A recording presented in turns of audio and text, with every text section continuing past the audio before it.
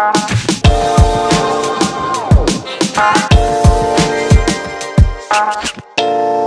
right. Hey, everybody. Welcome to episode 2 of the Spark AI show. Here with Aaron again. Hey, Aaron. How's it going? Hey, I'm good. How are you, TJ? I'm doing real well.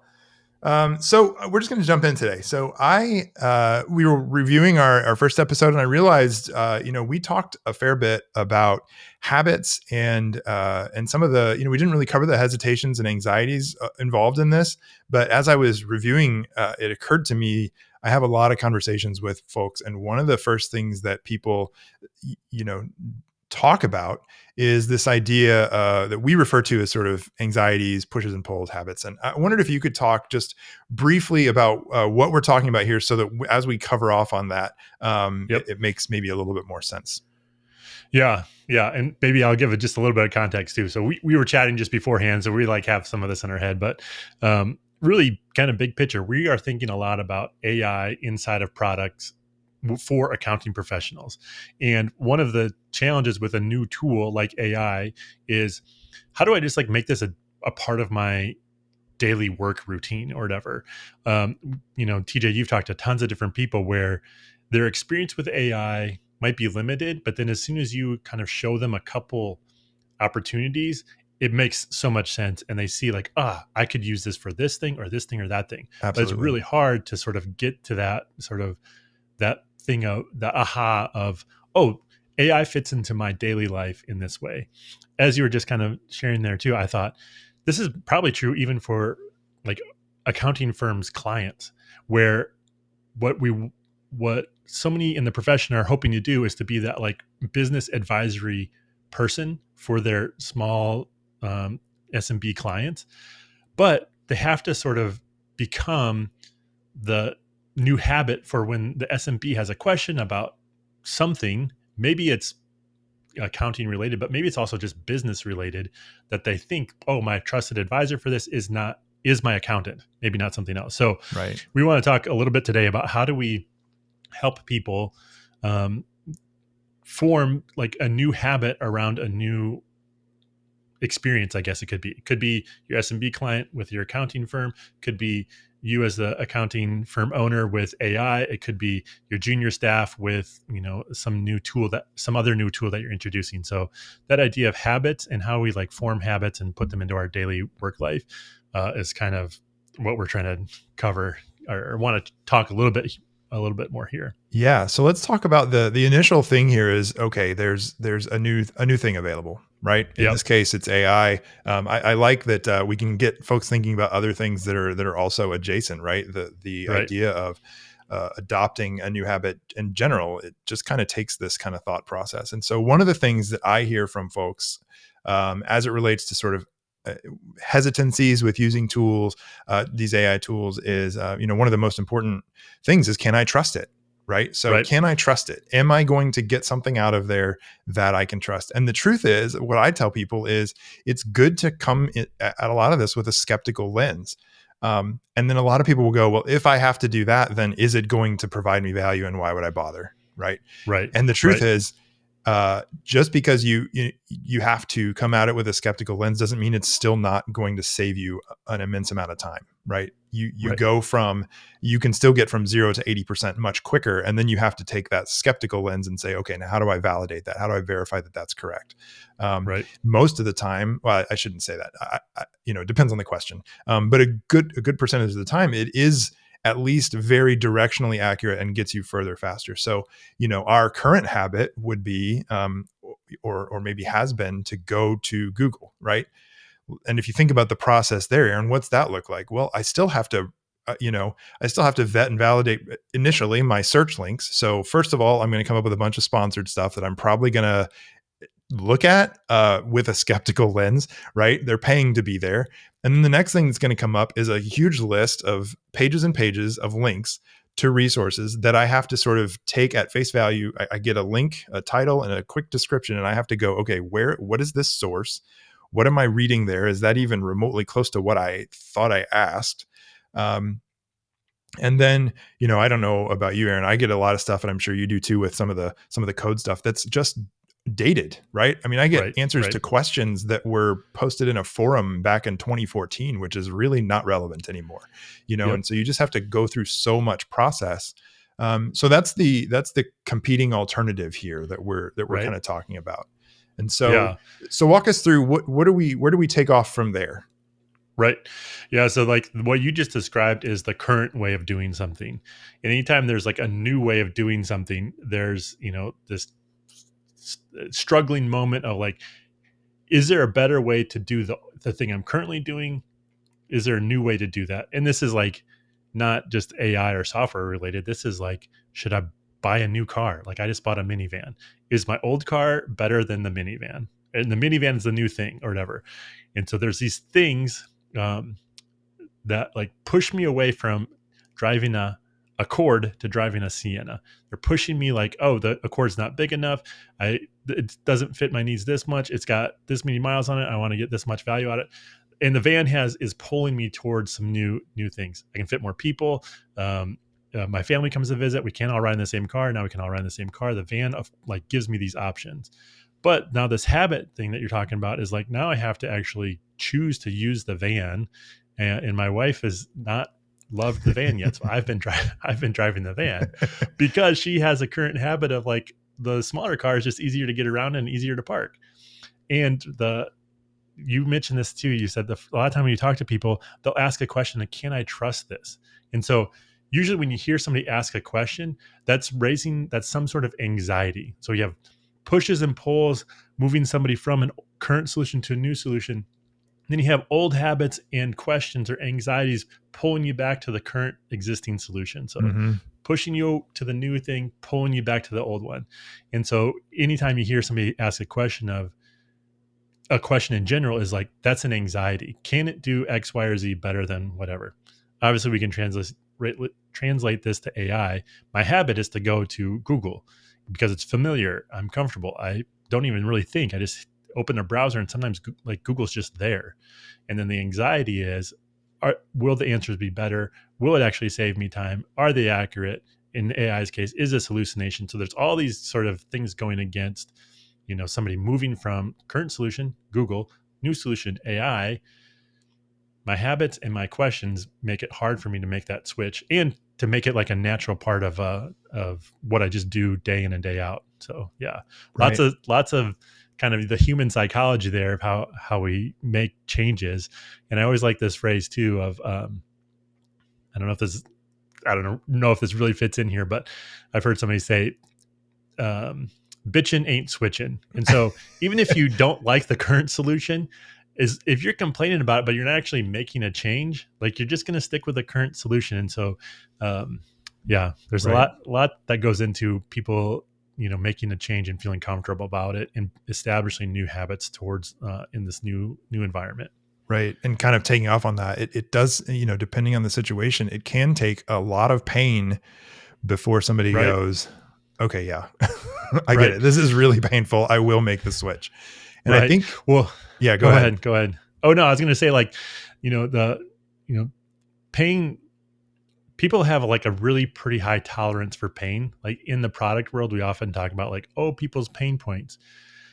People put up with just a lot of garbage if it's comfortable, if their habits are already established, and the promise of the new solution isn't like really, really there. Like if they don't really know about it, like pain isn't really the driver for things. It's really like, oh, this is now a problem that I'm really struggling with, and it's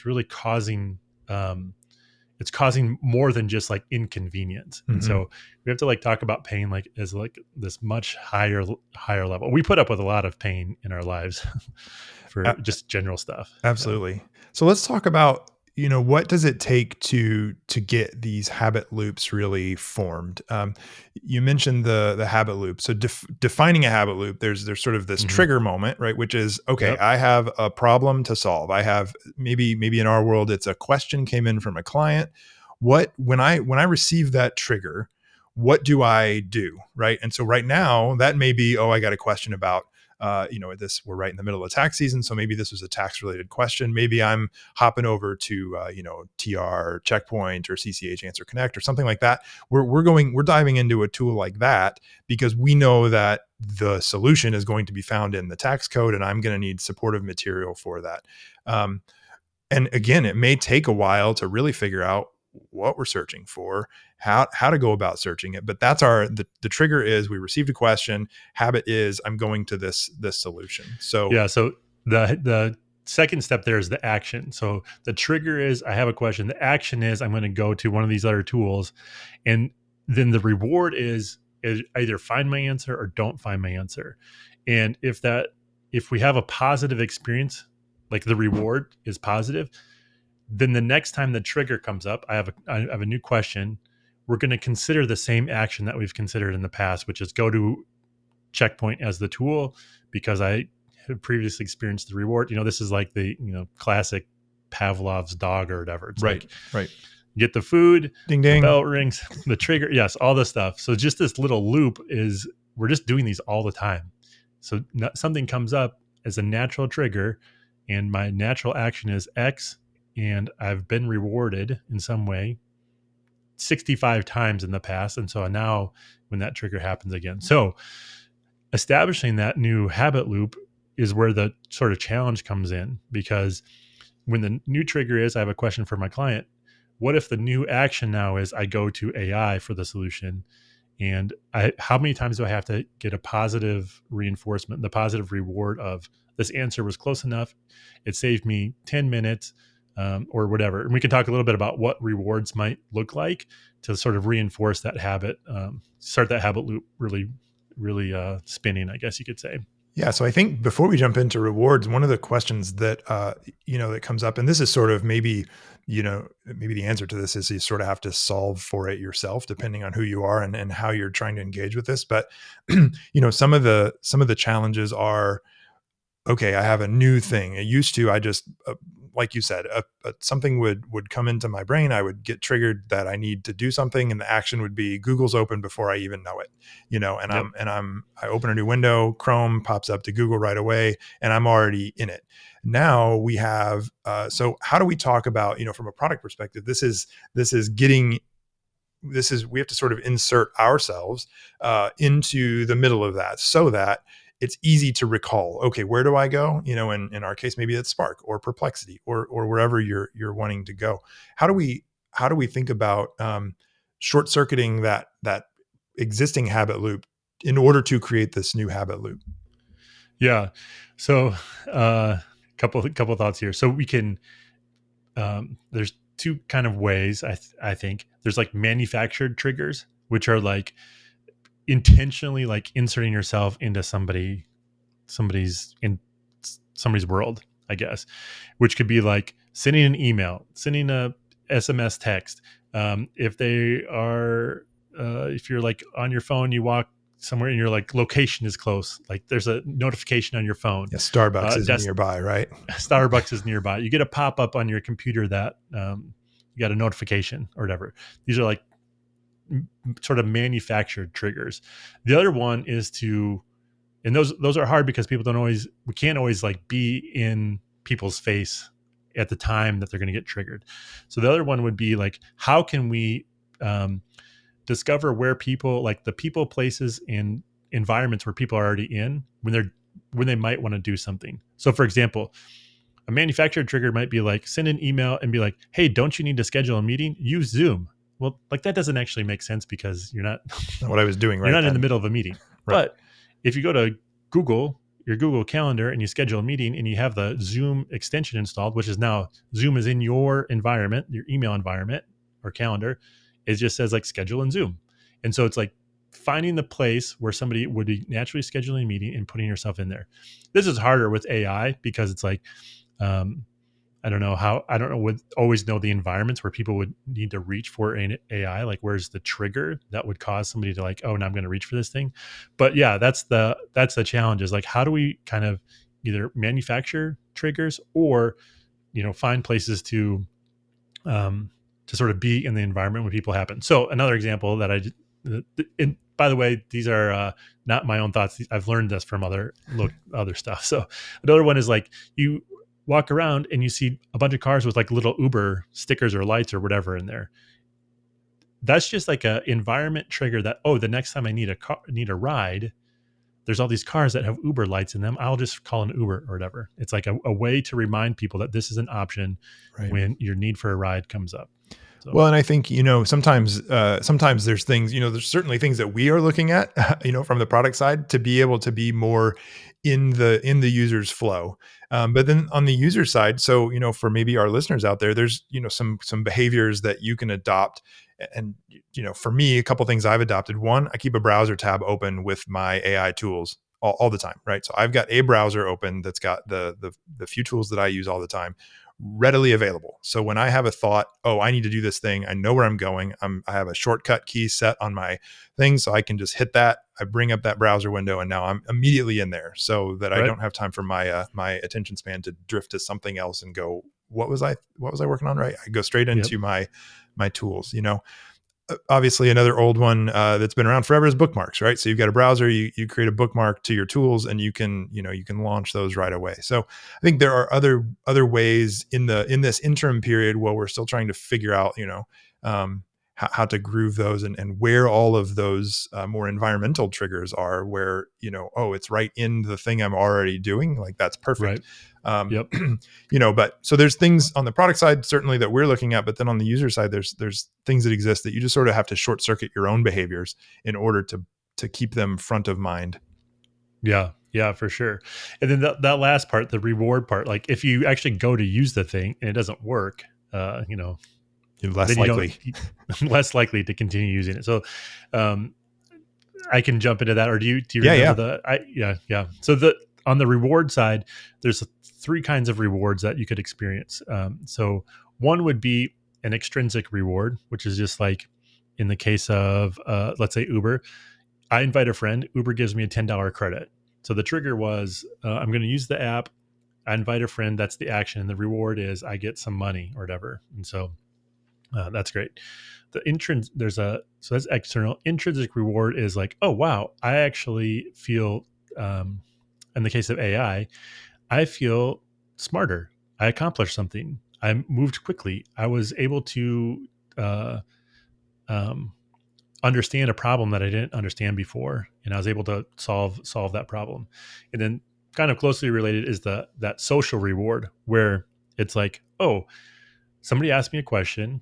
I didn't know how to do it. I went to AI. They were able to help me solve it. And now I've shared that back with the person who asked. And the reward now is sort of like affirmation of like, oh, thanks so much. You did that really quick, whatever.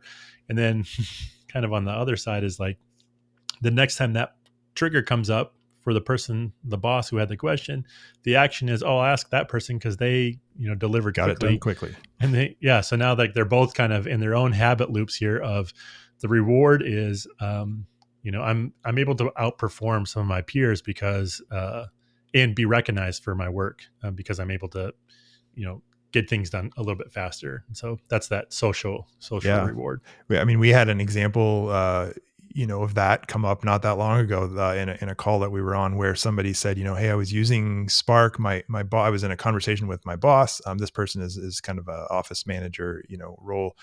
And they said, I was having a conversation with my boss, and they said, I think this was there was sort of an employee, it was kind of an employee policy sort of discussion, right? It's like, how should we handle this within the office?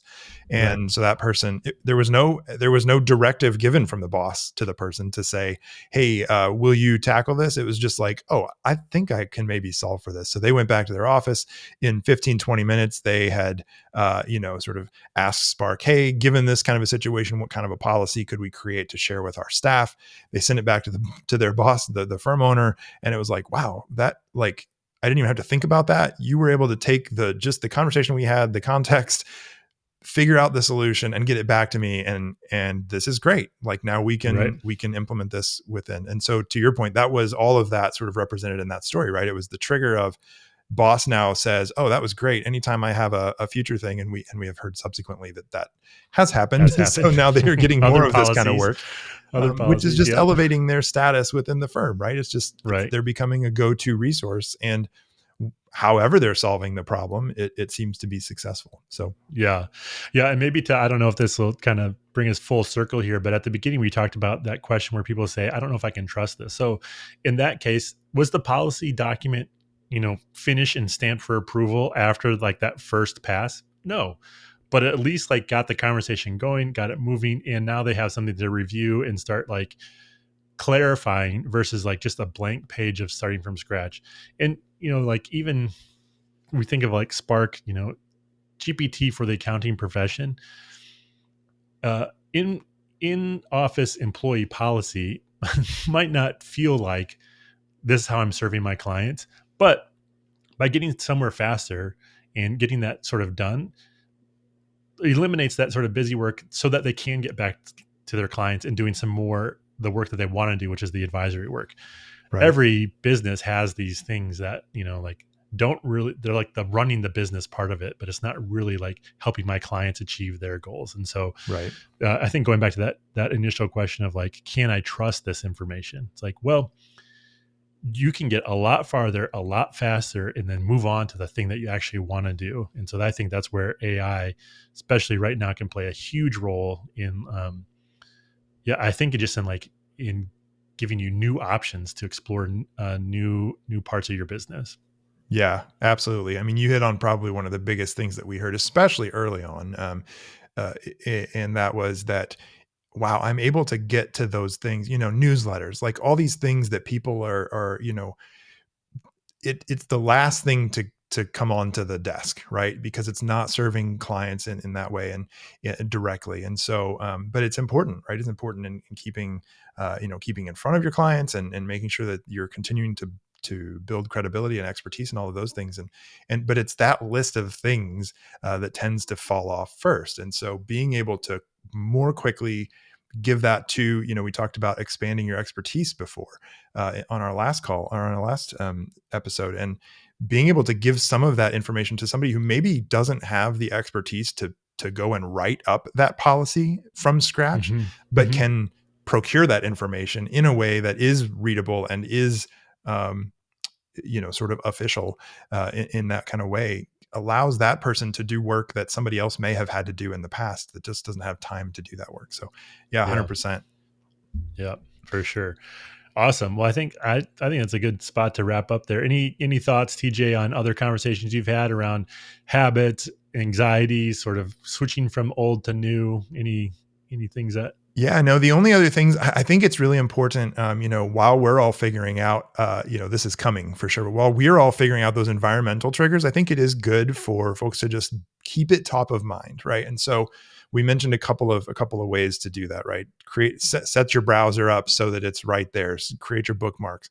The other thing that I think, when we've been trying, I think I mentioned this on the last show, is we've been trying to do regularly is on our meetings, on our meetings that we have weekly or every other week with our team, just to carve out specific time to say, hey, how are you all using this? Whether it's Spark or other tools, how are you using AI to better yourself and your situation and your work? And I think it's as beneficial to say, oh, I used this tool the other day for something I thought it could do, and I was struggled with it a little bit because Mm-hmm. maybe Mm-hmm. somebody else has done that and been successful, right? Or Yep. it's an opportunity to talk about how you're trying to use things to be able to say, oh yeah, it's not ready for that yet. Like maybe it's Right. just not ready for that yet. And other Yep. people have tried it, and maybe you can just get confirmation that, okay, we'll just wait. But flag that, come back to it later and try with new tools. These things are continuing to advance. So I think it is on us at this point a little bit to create those triggers and to create those um, compensating behaviors or coping mechanisms for how we are going to keep this in front of ourselves to engage with this. But I think it's crucially important. I know I have a vested interest in saying that, but I think it's crucially important and vital to our development as individuals within the workforce to understand how these tools are impacting not only our positions but others around us. So Right. I think that's Yep. what I would leave us with today, Aaron, is just, Yeah. it is important to stay up to date, to keep engaged and understand what these are capable of. So Yeah. Agreed. I agree with all that. Awesome. Awesome, good. So TJ. Great conversation. yeah, absolutely. Thanks, Aaron, for sharing your expertise on the habit loops and all of that. It's really, I find it interesting and always informative. So appreciate you sharing, and hope it was informative for everyone else. And we look forward to seeing you on the next episode. Yeah. Take care, Oh, all. hey, real Yes. quick. I just totally forgot. Quick shout out the spots where I found that. I've learned a lot of this from Reforge, and another one from these are Clayton Christensen sort of principles, and through a guy named Bob Mesta. I should have said that earlier. No, that's great. Yes. Credit where credit is due. Credit where credit is due, for sure. Absolutely. Well, thanks, Aaron. Appreciate it. Take care, all. Yep. We'll see you soon. Yep. Bye.